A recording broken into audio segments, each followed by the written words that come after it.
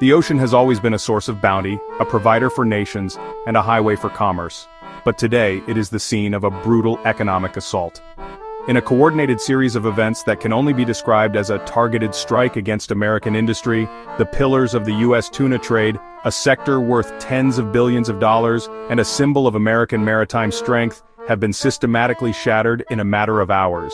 What you are witnessing is not a natural disaster, but a man-made crisis unfolding in real time, with devastating consequences for hundreds of thousands of Americans. The first blow came from the north.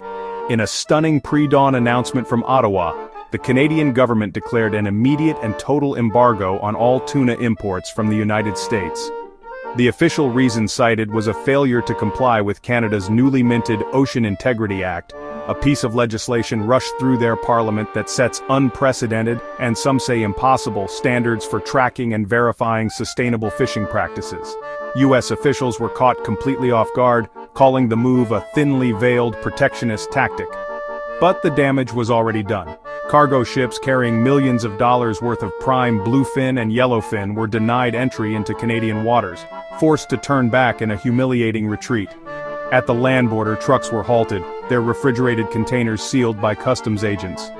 For an industry that relies on Canada as its single largest export market, this is not just a trade dispute, it is an economic amputation, severing a relationship that has been stable for decades. Before the shock of the Canadian ban could even be fully processed, a second, far more devastating development emerged from the heart of Europe. In Brussels, EU trade commissioners, flanked by representatives from a newly formed consortium of Pacific and South American nations, unveiled a landmark trade agreement. Valued at a staggering $12 billion, the Atlantic-Pacific Seafood Pact establishes a completely new supply chain for the European continent, one that deliberately and strategically excludes the United States. For over 50 years, American fleets have been the primary supplier to this lucrative market. Now they are on the outside looking in. The agreement, reportedly negotiated in secret for nearly a year, is being hailed in European capitals as a masterstroke of economic diversification and a win for environmental standards. But in Washington, and in fishing towns across America, it's being seen as what it is: a declaration of economic war. The consequences of these geopolitical maneuvers are not being felt in boardrooms and government offices alone. They are crashing like a tidal wave onto the shores of American coastal communities. From the historic fishing ports of Gloucester, Massachusetts, to the bustling harbors of San Diego, California, the fallout is immediate and devastating. Fishing fleets, the economic engines of these towns, now sit motionless, their crews facing an uncertain future. Processing plants, which employ thousands, are already drafting layoff notices. A third-generation fisherman in Maine told us, "This isn't just my job, it's my entire family's history. We've weathered storms, recessions, everything, but this feels different. This feels like the end." His story is being echoed up and down the coast, a chorus of fear and disbelief from the men and women who form the backbone of this proud industry. How did it come to this? For the better part of a century, the American tuna industry was the envy of the world. It pioneered technologies, set global standards for quality, and commanded the respect of both allies and competitors. Its decline was not a sudden event but a slow erosion, a story of missed opportunities, diplomatic failures, and perhaps a degree of complacency. Were there warnings? Did U.S. trade negotiators ignore the shifting tides of global commerce? Or was this an inevitable consequence of powerful new economic blocs determined to reshape the world order in their favor? Tonight, we will peel back the layers of this complex crisis. We will investigate the environmental arguments, the backroom political deals, and the powerful figures who stand to gain from America's loss. This is more than a story about a fish. It is a critical examination of America's place in a rapidly changing global economy. The central question is no longer simply how bad the damage is, but whether the American tuna industry, and the communities that depend on it, can ever recover. Quick overview of U.S. tuna fishing, major hubs in Alaska, California, and the Pacific. Tuna's role in exports, jobs, and coastal economies.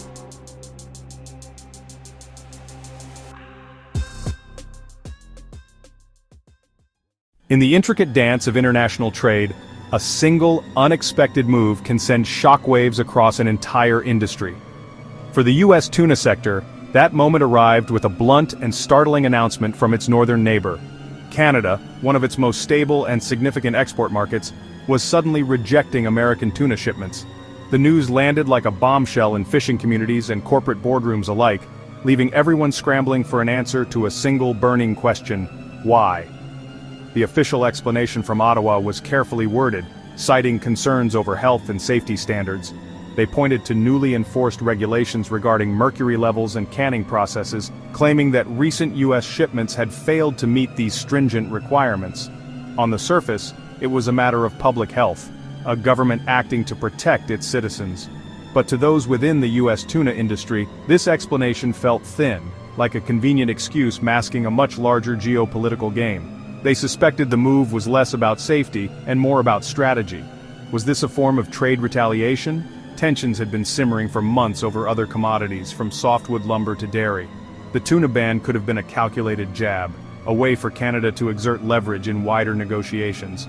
Or perhaps it was a more direct tariff dispute, a non-tariff barrier cleverly disguised as a safety protocol.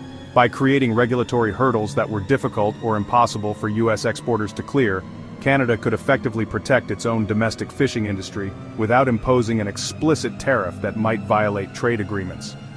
This tactic, known as protectionism by another name, is a subtle but powerful weapon in the arsenal of global trade. Regardless of the reason, the immediate consequences were chaotic and severe.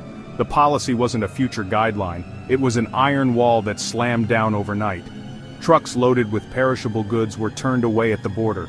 Cargo ships were denied entry to Canadian ports, forced to idle in the water as their owners frantically tried to reroute them. Warehouses that were once hubs of constant activity fell silent, suddenly filled with millions of dollars worth of product that had nowhere to go. For U.S. exporters, this wasn't just a policy. It was a door slamming shut on one of their closest trade partners. The financial bleeding was immediate, but the impact rippled far beyond the balance sheets of large corporations. It hit the docks, where fishermen who had risked their lives on the open ocean now stared at a collapsed market for their catch. It hit the cannery workers, whose shifts were cut and whose jobs were suddenly precarious. Entire coastal communities built around the rhythm of the fishing seasons felt a tremor of economic uncertainty. The Canadian ban was more than a trade dispute. It was a direct threat to a way of life, a crisis that would require a powerful response from Washington to have any hope of being resolved. Europe signs massive deal, not with America but with Asian Pacific suppliers. This guarantees Europe stable tuna imports without U.S. involvement. Fishermen and plant workers in crisis, layoffs, empty docks, halted shipments. Entire towns that depended on tuna exports now face an uncertain future. Canada's decision tied to wider U.S.-Canada trade tensions. First lumber, then aluminum, now seafood. Is this the new normal in North American trade wars? The crisis unfolding in the American tuna industry is not a localized storm. It's a seismic event whose shockwaves are being felt in capitals and boardrooms across the globe. What began as a domestic issue has rapidly escalated into a high-stakes test of international trade relationships, and the world is watching.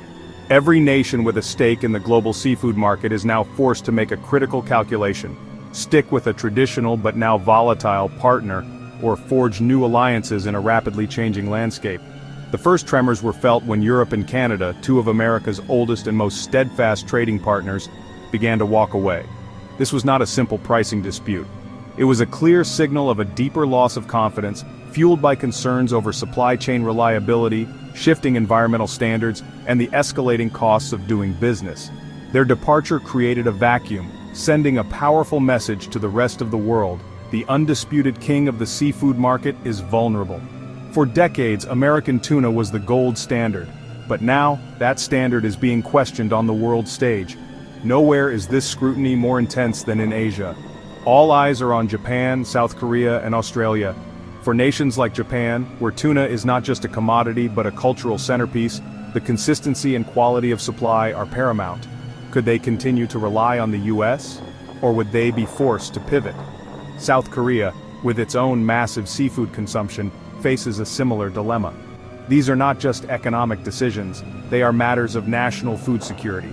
Likewise, Australia, a key strategic ally in the Pacific, must now weigh its long-standing trade partnership against the growing uncertainty emanating from American ports. This uncertainty creates a golden opportunity for ambitious competitors. Nations like Vietnam, Indonesia, Ecuador, and Spain are waiting in the wings, ready to fill the void. They are aggressively courting former U.S. buyers, offering competitive pricing, long-term contracts, and, most importantly, the promise of stability. This is the anatomy of the domino effect. It's not just about losing one contract or one market, it's about the systematic rerouting of global supply chains. Once a major buyer like Japan secures a new dependable source, the logistical and financial incentives to return to the American market shrink dramatically. New trade routes are being drawn, and they are conspicuously bypassing the United States. This erosion of market share translates directly into a loss of geopolitical influence.